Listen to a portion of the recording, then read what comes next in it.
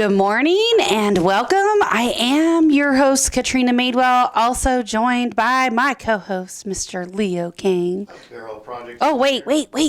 Try that again. Of Beryl Project Engineering. There you go. I'm glad that you turned up my microphone. I could hear them all echoing off of each other this morning before we were live, and I was like, oh, it's driving me crazy. You know, that low volume reminds me of something. Did you know there was a recent law passed in Hawaii? Oh, tell me about the law in Hawaii. You're not allowed to say anything, especially greetings loudly. No loud greetings, huh? Why is that? It's called the Aloha Law. Ah, courtesy of Minnie Madewell. Nice dad joke, Madeline. How is it's the delivery. How is the delivery on the dad Not very joke? good. Madeline would have done it better. Just Really? saying. Would yeah. you? I think so. Well, kind of squished it. In that case, I'm going to take this paper and crumple it up. That was a blank paper. And I'm going to have her do the listings at the fourth segment. Okay, fine. We'll see how they perform. You know what the most important thing is in comedy? Timing. Yeah, I probably botched the timing on that one. I know. We haven't even went over the numbers. He should have started the second segment with the dad joke. There was no tease. No, nothing. There was a tease. My volume was down. It was a perfect segue. Okay. Numbers. You think so? Numbers, All right. numbers. Ooh, numbers are on the rise. So I was listening to you guys a little bit last week. I was in Tennessee. I picked you guys up on HD radio. Money Talk 1010 played in my car. Wait, we broadcast in Tennessee? On HD radio. Nice. I didn't know. I don't know. Was it HD? How did I get it on my car pad? I was How does totally that listening work? to it. I put Money Talk 1010 in my car, and it came up, and I heard you guys in Tennessee. Yeah, you were streaming. Well, I was listening all the way Nice. till I got to Cades Cove, and I had no signal, and then I didn't hear the rest of the show. So I need your opinion. What do you actually think about Cades Cove? Because the worst 6.5 hours of my life was spent there. So we did that years ago. Did you encounter a bear jam? Which is where there's a bear, a mile and a half up the road, and you're stuck in traffic. So I love that you asked that question because we haven't done Cades Cove really in years. And we thought, okay, what can we do that I'm not on my feet because I'm having this weird issue with my one right ankle swelling. Well, tell the listening audience where Cades Cove is. So Cades Cove is outside of Gatlinburg in Tennessee. Mm-hmm. It's like a preserved sort of area. It's not a national park, I don't think. It's like a state park, but it's not state, but maybe it's state funded. Its main attraction is a loop that you can drive, the Cades Loop, and then you can see bears. Yeah, there's bears, there's old cabins. There's cracker cabins. There's off-road things that Jeeps go on very often. Oh, yeah. You finally knew someone with a Jeep. I talked to one of my past clients that has a Jeep, and they do the off-road things very often. Oh, it's a national park. Oh, it's I part was of the totally Cades Cove is wrong. part of the Smoky National Parks system. I stand corrected. Thank you, Madeline. So I highly recommend you go check out Gatlinburg. I highly recommend Pigeon Falls near there too, right? Pigeon Forge, yes. Pigeon Forge. I highly recommend you. Sevierville. If Orlando was much smaller and catered to country, that's Pigeon Forge. Yeah, it does have that Orlando tourist vibe, that whole area. Gatlinburg started it, and then it expanded out. Did you do the Dolly Parton show?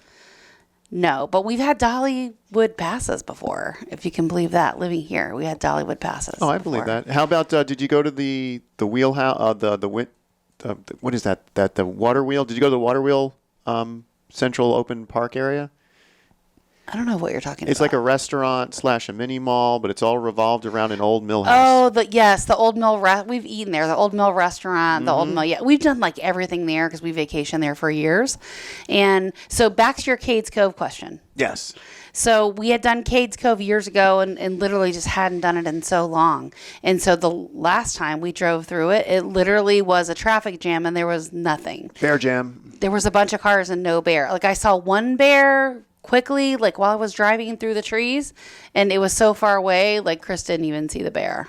It's just picture your drive from Marathon to Key West with the occasional exotic wildlife you'll never see stopping traffic 20 miles back. That's Cades Yeah, Cove. I kind of did have that experience with the long people. So I would say if you're going to do it early in the morning. It's probably a better time. When We the thought bears we are were early, foraging? and it wasn't early. How early enough. is early? It wasn't early enough. How early was I think that? they open at 8, but we weren't there at 8. Ah. It ended up being closer to 11. It was too late. 11's the middle of the day. I know.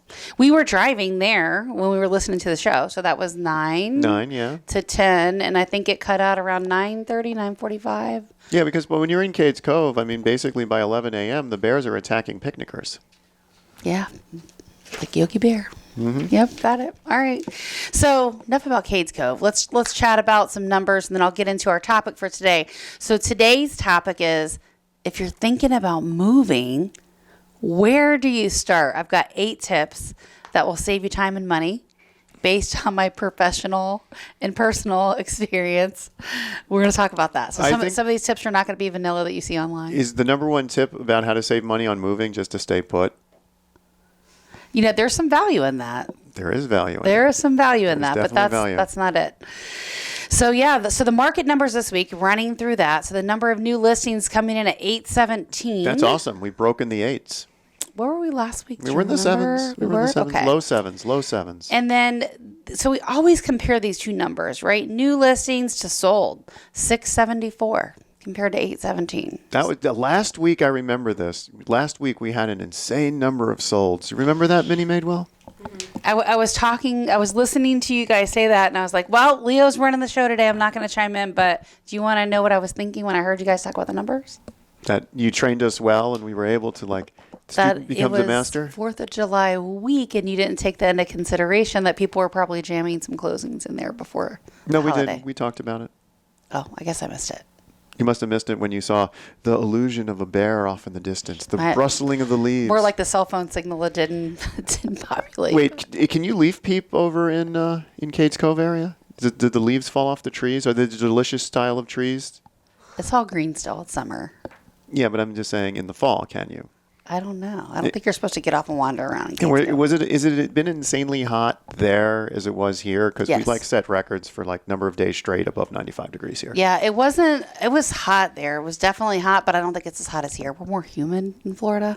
Very more humid. Yeah. Human in Florida. So pending home sales, final one to report, then we're going to jump into this, is 843. So 817 new on the market, 843 pending. And then sold coming in at 674. These other numbers really just shock me. When I think about the fact that there's 31 expired listings, only 31 expired listings that literally 3 counties, single family homes, and a 7-day trend. That it's so low. I stumbled into a weird listing the other day. It was days on market about 45, and it had a price increase the week before. I'm like, if you're on the market for that long, why are you doing a price increase? What did you do wrong that you have to raise your price because you can't sell? Well, I think sellers, what happens is they, sometimes we see this where we go over the data. We're looking at the same comps that we look at. We look at them together with the seller. We say, okay, here's what we're coming up with. Here's how we got the value. And by the way, we have to do these things to get your home ready for market. So then they think those things equate to a higher price because they just say, oh, yeah, I did all these things. It should be a higher price. But if you haven't sold the house in 30 days, what makes you think raising the price is going to get you there? And I wouldn't do it. And I look at these listings and I'm like, why did they raise their price? Here's the thing about pricing. If you don't get it right from the beginning, You're done. nail it on the head, or be willing to pivot quickly, right? You can test any price for 7 days and you can track that activity, but after 7-10 days max, adjust that sucker quickly. Because if you don't, literally buyers think, what's wrong with the house? But if I have my friend who has a real estate license, who happens to be a hairdresser, are they going to know to do that if they're selling my house? No. I mean, they're just not. That's the thing with experience. I mean, you have a license. There's so many people that are licensed, but it doesn't mean that you know how to sell, market, and promote that listing correctly, right? Like people like me, what people don't see behind the scenes is all the internal promotions, right? So not only, we have to sell homes more than once, right? Mm-hmm. So we have to sell it online to the general public. Right. We have to sell it to other agents within our office and other agents that we network with. And then we have to sell it to the buyer that actually buys it. So we have to sell a home really 3 different times before it's actually sold. We have to sell the home in our 4th segment here on the Beryl Project Engineering sponsored segment. That'll be Madeline will present these houses. There's a lot of them. Four listings to talk about. That's 3 brand new ones. 813-377-2775. If you want a sneak peek at these listings we're going to talk about in 30 minutes, 813-377-2775. One of them's not even populated on the third-party sites yet, but it will be. Text the word sneak peek, and we will give you the deets before we even announce them on the air. We have a world debut for One of you in them's 30 open minutes. this weekend, too. Open house. 813. 377-2775. 813-377-2775. Don't go anywhere because this whole show is about if you're thinking of moving, Where to start? How can you save time and money? 8 solid rockin' tips. 9. No, the 9 is a bonus, so 8. 9. Whatever, 9. We'll be back. This is Tampa Home Talk. Stick around.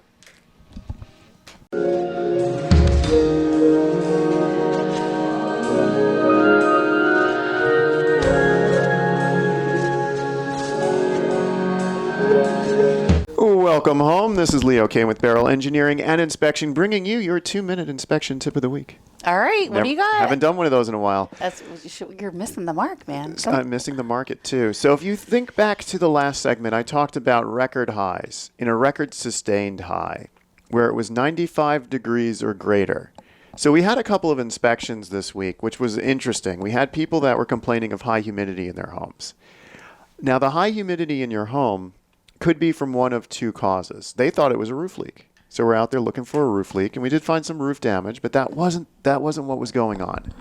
What was actually happening is their windows were old. And their windows were old and inefficient and south-facing. So what was happening is that heat was coming in through the wall, and because of their AC system, that heat was coming in through the wall, and it was actually condensing, and that's when vapor in the air becomes liquid. Wow. When it hit the AC. So their drywall was actually starting to rot, not because their windows were leaking from rainwater, not because their roof was leaking, but what was happening is their AC was hitting the windows and that the moisture was getting trapped in the wall and turning into water. So is there any fix for that? Like they just have old windows, like can they caulk around it to add some protection, or they just have to replace the windows? I mean, ideally, you're looking at having to replace your windows, but things like curtains, things like keeping your blinds closed, things like running your AC at proper temperatures. I mean, they were running their AC at 68. Ooh. So because it's so hot, everyone wants to run their AC to stay cool, and if you're not running it, you feel like the home's going to heat up immediately. So they were creating what we call the iced tea effect. Because if you ever look at a glass of water or iced tea and you fill it with ice, the outside of the glass starts sweating. Yeah. And if you're a child, you think, my glass is leaking. Yeah, I guess you're right. But actually, that's just condensation, and that's happening within the walls. So I never thought about that. So let me ask you a question. So what was the age of the home? How old were the windows? Were they single pane? It was a single pane 1980s condo. Okay. With a block painted exterior. So do you think as the construction has obviously changed, right? Mm-hmm. So more of these, almost every builder now is putting in like double pane insulated windows. You need them. We don't see any single pane. No. They can't even build with that anymore. No, they can't. So actually, they can. I take that back. Is that a thing of the past, or? No, I mean, we're just so hot. Your house is going to adjust to the temperature, and your house is going to breeze to some extent. So what you need to do is you need to be able to adjust your house to the outside weather. If it's 95 degrees out, and you're going to get an average AC is going to be between 14 and 18 degrees differential, which means that if your AC is outputting, if it's 95 degrees out and your AC is outputting a steady 77, then that's a good differential. So you've got to be aware of that. So what's that differential should be within what, 20 degrees? Within 20 degrees. That's a good rule of thumb. So if it's outside at 95, your AC should really be about 75, 76. That might be a little uncomfortable, but that's what you need to have your AC working properly. So mind your AC, mind those old windows, but keep in mind you're going to have higher humidity right now just because we have so much heat. Mm-hmm. Yeah, it's extraordinarily hot. We were just saying, I think the summers are getting hotter and the winters are getting colder. Yeah, and the 100-year-old house I live in is both hotter and colder depending on the time of the year. Yeah, it's prime location though. Good I love area. the location, Yeah. Ybor City. See, I would never think of selling my home, so that's where I came up with tip number 9. Tip number 9 is, where do I start on selling my home? And just don't. Stay where you're at. You could, yeah. I mean, it's interesting. If you look back to, say, for example, in the 50s, right? Like in the 50s and in the 60s, people didn't move all the time like we do now. They had one home that mom and pop lived in forever, and even when the kids went off to college, They came back home to visit in the same place where mom and pop grew. Now, part of the reason why I think we're seeing more of this move change type thing is people want more space. So like it wouldn't be uncommon in the 50s to build like a 3-bedroom, 1 house. Now, nobody would buy that. It'd be like, no, I have to have at least 2 bathrooms or one and a half. 3 bedrooms. I like the European style, and we talked about this briefly earlier. The European style is each bedroom gets its own bathroom, and then you have a half bathroom to entertain with. Yeah, makes sense. An ensuite type It bathroom. makes sense if you have a family. It doesn't make sense if you're double income, no kids, dinks, or triple income, no kids, trinks. It doesn't make sense if you're one of those families, because now you've got 3 bedrooms, 3.5 bathrooms. It's like, that's ridiculous. Yeah. Well, I mean, that's how I think housing has changed, and that's why I think people move more than they did back then, and even because they just made do with it, whatever. Like I think about my grandparents; they raised 3 kids in a brand new home they built when they moved from Columbus to Florida in the 50s. 3-bedroom, 1 bath. It was probably around 900 square feet, and they raised 3 kids in that house. And then when we're going to places like Cades Cove or Cracker Village here, and you see these old houses, I don't even have a bathroom. There's usually 5 or 6 people living in a small, basically what we would call a studio apartment now. Yes. And their bathroom's located behind. Yeah, and it's literally an outhouse. It's interesting you say that, Leo, because I remember touring the house that Dolly Parton lived in. And she was saying she had like 9 kids or something. I forget how many siblings she had. It was a lot. And you look at this place and it's so small. And I look around and I go, where did everybody sleep? Yeah, we've just gotten so accustomed here in the United States to lavishness, exuberance, luxury. It's like the size of bedrooms. We think back to the cost of living or the quality of living. It's like the cost of living now is higher. Back in the day, you didn't have a TV in every room. Back in the day, you didn't have high-speed internet running through every room. You had dedicated places. Yeah, because I was going to say... I thought you wanted to be potted down. So No, well, I just wanted to add, chime into what you guys are saying, because Keller Williams, our broker, does a call every morning at 8:30, and they were talking about how... a couple of the agents are working with a few buyers, and they are just wanting the fanciest, nicest, newest houses, but then they have a truck payment of $1,800 a month. Believe that. Young and people. I had to chime into that because I was like, speaking from a 23-year-old's perspective, I can't even understand, let alone grasp that. Like, it doesn't even make any sense to me. I never thought I would see automobile payments that high. It's crazy on a depreciating asset too. Like, it's not making you any money. Granted, yeah, it's getting you from, work or point A to point B safely and efficiently, but I feel like an old person when I say the average car payment right now is higher than my first mortgage payment. Well, I mean, your car is also like a computer. I mean, you take a look at some of the high-end, the Audi style of cars. They have 2 screens. It's not just 1 screen, they have 2. The Lexus has a 9 by 12 inch television in the center of the console. Yeah, but it's like, if Back you don't have a house, luxury, if you don't have a house, you're trying to buy a house, it doesn't really make sense to have that right now. It's still a depreciating asset. Yeah, cars are. That's why I went with the car that I have, because they hold up their value insanely well. Yeah. Yep. And you as well. You have a... Mine too, yeah. I drive my cars forever. I mean, I drove a little Prius before I bought my Tesla. I drove it till the wheels fell off. Yeah, and I typically do the same with my cars. I'll drive them until they basically die in the parking lot of the dealership when I want to. Yeah, I've got to get rid of this one. Got to get rid of this one. Yeah. All right, so our 8 tips that are going to save you time and money if you're thinking about a move. And some of these you may have heard me say before. Some of them you haven't. I'll talk about my recent experience, and we'll tie in some professional experience with that. One of them is the first tip, and I tried to go in a little bit of a chronological order of an actual move. But the first one is start early. So we say this all the time, Definitely. but it's never too early, never, to start packing, purging, decluttering, doing all that sort of stuff. You can recycle boxes that family members and friends. So if you look online, like on Facebook and stuff, there's always people moving. You could get boxes to start getting that stuff out of there. It's a good time to really go through your home and donate a lot of stuff. And get it out of there. So less is more. Remember, we're selling floor and wall space, so start early. That's tip number 1. Well, I would say in counter to that, before you go out and start collecting boxes, that becomes a source of clutter. So I think the first step here on start early is to start thinking about, what do I need, what do I not need? What I see, and we've had movers on the show, and what we often hear is people bring with them all this stuff they don't need.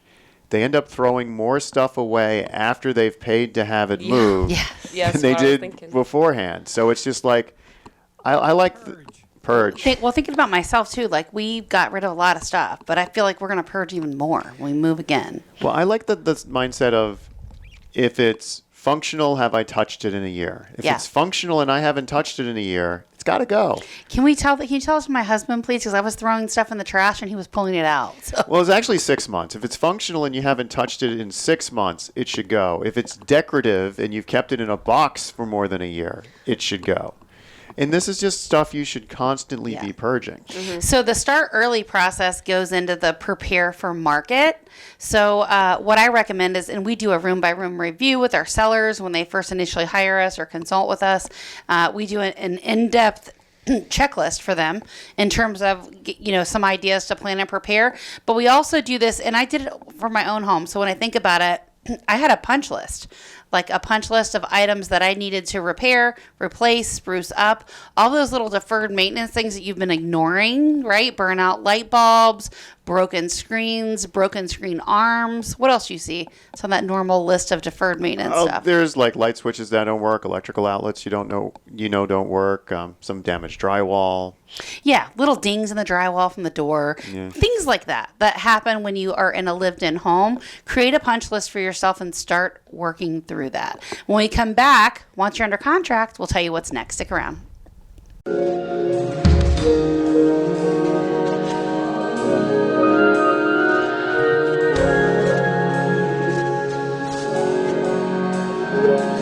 Welcome home, Leo Kane here with Beryl Engineering and Inspection, proud to bring you the start of the second half of the third segment of the show. Oh, that's not complicated. Are you going to do your dad joke? No. Okay. The last one I thought I had it in, and it crashed and burned. This one I'm just going to slide in. I'm going to go for better timing this time. Okay. That being said, do you know when a joke actually becomes a dad joke? When? When it becomes apparent. That's a good one. That's cute. That's cute. That's right on time, Pat. All right. So 8 tips that will save you time and money when you want to move. Tip number 1 is don't move. That'll save you the most money of all. No. Tip number 2, start early. That was tip number 1. Tip number 3 is make a list, make your honey-do list and get it tackled. Now we're on to tip number 4. No, you're messing them all up. So we talked about preparing for market, right? So getting together a punch list of things you're going to do before you actually go on the market. Once you're under contract, that's what we call go time with a deadline, right? So you know roughly when you're looking to get out. And so what I did was I made a list of what I was going to do and by when. Right? Mm-hmm. So I looked around my house. I had all these things I needed to do, whether you're taking down TVs and packing them up, you're packing up linen closets, whatever you're doing. And for me, I was purging stuff as I was going through each room. How early are you doing this? So I did it, during that contract time when I was planning to move. And I had a deadline. I knew when I was going to be out. I mean, you're packing up all your TVs. I know some people, that'll be the very last thing they rip off the wall. It was. So that's what I'm saying. I made a list on a notebook, and literally every weekend I had a long list of stuff, and the goal was to get through all those things by that weekend. So Sounds like you're moving from area to area. Yeah, it really was. So I would say, all right, I'm going to start in the back room. I'm going to go through all that stuff, get it completely empty, get it ready to go, leave out the minimum stuff that we need, and then basically move forward from there. But the point is, I had spiral notebook. I had about 5 weeks, 4 weeks, whatever it is, your plan to move. And then I had all this stuff written that I was going to do by area. And it really helped keep focus on what was next. And I did it based on, okay, the stuff you use the most goes towards the back of it. So it's one of the later things you pack, like the TVs, right? So basically what you're saying is you make a honey-do list and you tackle it by area, and then you go from the stuff you need the least to the stuff you need the most. Yes. So you can take all the stuff you need the least and just throw it in the dumpster. Yeah, you could definitely donate it or trash it. The stuff you need the least. I mean, if you're starting with the stuff you know you don't need, that should be the first stuff you throw in the dumpster. So the third tip is I focused on one area every day. So that was my tip, focus on one area every day. So I would say, okay, today I'm going to do the linen closet. Today I'm going to do everything in the secondary bathroom. Today I'm going to do everything in Madeline's old room. She doesn't live there anymore. So if you started on the linen closet, what did you do for sheets and showering?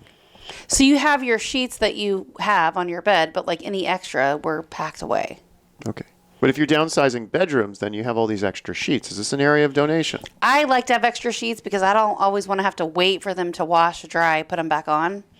I know my husband likes to do that, but I like to have extra sheets. I like to change it out. Oh, you don't like the feeling of putting fresh, warm sheets on a bed and then taking a nap? I don't really care. By the time I get to go to bed, it's not warm anymore, and I don't get naps. So You don't get naps? nope. Oh. All right.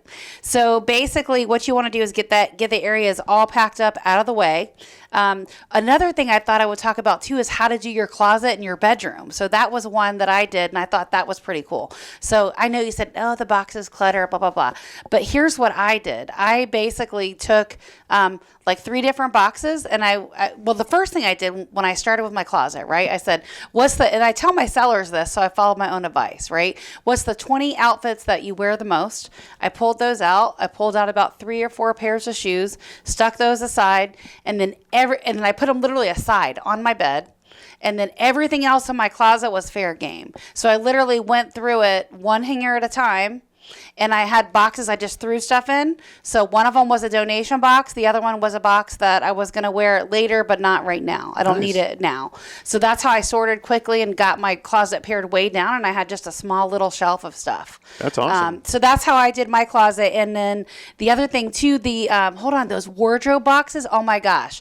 Those were amazing, life-changing, because the other one just got thrown in. I'm going to have to end up washing those. The other thing too, make sure that you pull out all your manuals and your information for your house. Oh, definitely. That you're no longer going to need. So as you're going through things, make sure you don't pack things like fan remotes, any manuals and it happens, right? Stuff like that happens. I can see that happening. So any of your manuals and other stuff, take that out. Mark off any of your personal information like credit cards. If your phone number's on there, you don't want that. Mark through that, but leave all that stuff aside and put it in one place. Like we have a water cooler and we just put it on top there. We accumulated, stacked it there. When we were done, it was a nice, neat little pile we left on the island. Label everything so you know exactly what box is where and where it's going to go. Do you label it by room or do you label it by contents? Or both? Both. I like to label it by room and I like to put what was in there. Tape your box as well. So use a lot of tape. Like I taped it crossways, one on the bottom and then 3 more just to hold it. Some of them would get heavy, but. Do you recommend hiring professional movers or trying to just 6-pack a beer, a pizza, and friends? No, I think depending on the budget determines what you have to do, but definitely professional movers are going to save you time and money for sure. Like we had artwork we had to pack, so they were paramount in helping make sure. Oh, so you're having the professional movers come in and pack the stuff too. Some stuff, not everything. I did get some help. You can recruit some help, not. So I did a lot of stuff on my own in advance, and then at the end when I had movers come in, I knew the last things we were loading and packing. Artwork was one of them, right? Mm-hmm. All right, so the 4th tip is arrange for off-site storage. This is a really, really good one, and I'll tell you what I did, and we're going to invite him on as guest. I used 2 different companies, like Pods. They weren't Pods. They were different companies that are local in the area. Like the roll-off dumpster people? Yeah, something like that. The 2 companies, the roll-off dumpster people for 90% of the stuff you think you want to move but don't, and then the 10% go in a pod. Well, I'm just saying, like Pods are not the only game in town, right? There's some other, they're a big national chain now, but there's a couple other local ones that are really good. And I tried them both because I wanted to see what the experience was going to be like with both of them because we refer them out. So that's my quasi, hey, I'm in the middle of moving, don't do this, but let me test some companies, see how that goes, see how the experience is. So I have feedback for my clients. So nice. The more you have ready and packed, the faster and more efficient it will be. And this is where it goes into what you said earlier, Leo. If you're getting help, whether you're hiring people, friends, whatever, the more stuff you have pre-packed, like we ended up loading our dining room table early. We had the whole area to just pack and store a bunch of boxes. That's brilliant. And then when it came time to load, boom, we just put them all in the truck. So you basically had off-site storage for the dining room table, and then you can actually have a staging area that became a dining room table because all you need is a tablecloth, and you can make the boxes a table. Yeah, or some people have other places, right? Like we had an island in the middle of the kitchen where we could still eat. We didn't need a dining room table in that time frame. So that's what we did. And that's one of the things I look at on these larger houses is the amount of redundancy. Like you have a great room and you have a den. Do you really need both rooms? You have a kitchen island and you have a dining room. Do you really need both rooms? I mean, there's a lot of redundancy in our homes. Yeah, you're right. I was thinking about that. For sure, for the house we're moving to, you're right. All right, so number 5, remove anything of super high value to you that is irreplaceable. Okay. So for me, I have a couple pieces, like most of my stuff, I'm not really attached to any of it. Like the artwork's probably the thing that I'm most like protective of. Outside of that, I have like an old clock that my uncle made me that's passed away. He's no longer alive. He woodworks. It's made out of like 7 different types of woods. It's small. I had it up really high in my house so that the kids didn't break it, like protected it for years. And then I have like a lamp a couple lamps I really love that my mother-in-law bought me, some things like that. So I basically pulled that. I put that out separately, and I asked a family member to store that for the move, so it wasn't in the pod or anywhere else that we're moving. So now, once you're 1 week out. Oh, these last tips are like last tips. We're going into the last little part. So once you're about a week out, make sure you have all your stuff buttoned up in terms of utilities are in for the transfer or disconnect. Yeah. The mail is all set to be moved, where it's going to go. The movers are in place. Confirm with them and make sure, verify pricing, because we hear that all the time, that prices change with movers. So get a good recommendation where that won't happen to you. Make sure your internet services are confirmed. Some of these guys are not created equally. We had an internet service ready, and they couldn't do it, and I ordered it a month in advance, and then I ended up canceling and going with another company. Sounds like my AC tech that I had for service. They canceled on me twice. Could be. And then number 6 is so we talked about this already a little bit, but this is 6 on my list. So put a section of boxes together that will be packed last and unpacked first, right? So we packed a lot of stuff, of course, in boxes, but what my thought was, things you use every day are going to be in this pile, okay? And the other thing, consider putting this in like a heavy duty tote, like those big, you've seen them like at Lowe's or Home Depot or Costco. They're black with the yellow lids, or just the big heavy-duty ones. The big 30, 40-gallon. So we got probably at least 10 of those, and some of the last-minute things that I actually learned from someone else. So, Danielle Evans, which is our sponsor for appraisal. Mm-hmm. She moved recently. We helped her find her house. Oh. And so watching one of her Facebook posts, she was saying she had like all this stuff in a box, right? And she was like looking for the coffee pot, right? The next day, prime example. And she's like, somehow it seems easier to go buy a new coffee pot. And I thought, man, that is such a good tip.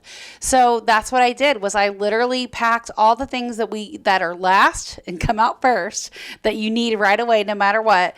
We put those everyday things in those totes, and then I mark them. So like the toaster oven, the coffee pot, those are 2 of the most valuable kitchen items that we use probably every day. You can replace it with the coffee shop and the breakfast sandwich shop. We're not that way. You could, but I like to have my coffee at home. I wanted to know where it was. So I literally labeled it coffee on the one tote, so I knew right where it was, because I knew the second I was moved, I would want that. Or, just hear me out, most places you move out of and move into will have a microwave and a fridge and a freezer, and you can make coffee in the microwave. Okay, I guess. Yeah. Mm-hmm. I'm actually using my French press more than my Keurig, but it was all packed right there and I have it. So, tip number 7, put small, important, valuable things in your car. Okay? So small little things maybe that you don't want mixed up in there. So for example, small safes, jewelry, checkbooks, daily journal. Where do I put my guns when I move? In your car. HBA items, medication, weapons. So my jewelry, my medication, my mattress after I've emptied it of all of its cash, and my shotgun and my handgun, those all go in my car? You're being crazy, but seriously. Like, I can't even tell you how many checks I wrote while in my move, and I had them in this little small plastic tote, a smaller one. Do you really need checks nowadays? It's all like cash apps, and it's kind of cash. Yeah, cash apps, checks. Cash, or credit cards. I do write checks. I do. All right. Tip number 8. We're going to give you as soon as we come back. 813-377-2775. It's a pretty good one. Thinking of moving, you'll need a seller's agent. 813-377-2775. Text the word Leo, and I'll hook you up with a seller's agent. We're going to save you time and money, and we're going to be worth every penny we're paid. I can promise you that, with negotiating skills, the way we market your home, and more. We'll be back for tip number 8. And the listings. We have 4 listings coming up. 4 of them, and an open house. So all these 8 tips to save you time and money during your move, and how and where to start. Thanks for listening. We'll be right back.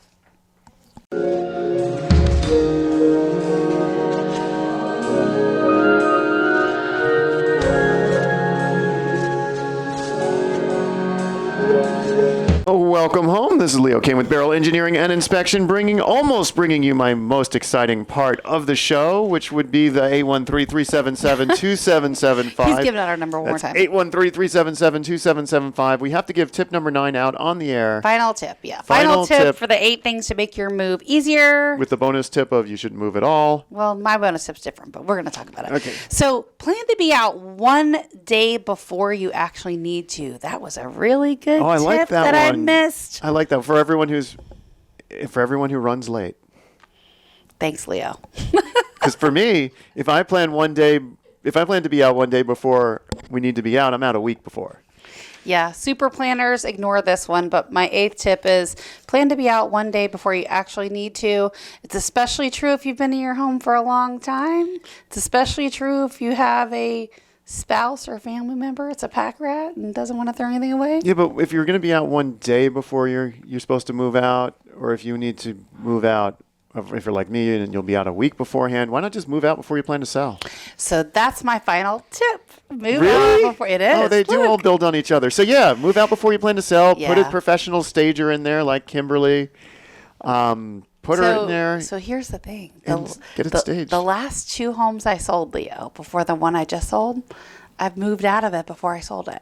Moved completely out, got it professionally cleaned, so no kids, no dogs, no pets, and then had it staged, photographed, boom. That sold. sounds like heaven to me. No kids, no dogs, no pets. It doesn't work for everybody, right? Not everybody can do that, but if you have the capacity and the ability to move out before you sell, it's ideal. That's awesome. That is totally awesome. Because you're what we call a go and show, and it's just boom, go show the property, ready to go, and it makes your move crazy easier because you can do what you want when you want. You're just on the market after you sell. After you're out. So you've just spent the last 50 minutes telling me what to do to sell when I'm selling my house and when I need to leave my house and how to sell my house. But you haven't told me what I can move into. That being said, I need to know what's available right now that I could sink my teeth into. I could show up to an open house and I can say, I want to live in Apollo Beach. I want to live in Dunedin. I want to live in Land O'Lakes. I want to live in Pinellas. Where am I going to find these houses? Well, we have access to 817 of them. No. But we also have 4 that are ours. I want to know right now. I want to know right now what I could like. I'm motivated. I'm pumped. I want to move. I started this segment when I didn't want to move. Now I want to move. Tell me what I can move into. So we have some brand new stuff that just hit the market. Maddie? Yes, we have one in Tampa, one in Dover, one in Holiday, and one in Lutz. It's been That's all we have. The other stuff is sold, by the way. Oh yeah, sold, gone. A couple And the of one them- in Lutz, I think, is very close to getting sold today. I think it might I'm be just sold, saying yes. my announcements of these over the weeks get these properties to move really fast. So tell me what we got, Maddie. What are we looking at, and which ones are open this weekend? Oh yeah, so we're gonna start first at Deer Tracks, the one in Lutz. That is a great property. It's a 4-bedroom, 2.5 bath. I just love the outside of this home because it's that brilliant blue color in Long Lake Ranch. Hot community. Oh yeah, very hot. It was built in 2015, so relatively new, and listed Just at the way you like them. I like the sweet spot. That's like a 7-year-old home. Oh yeah, listed at $500,000. This home really is great.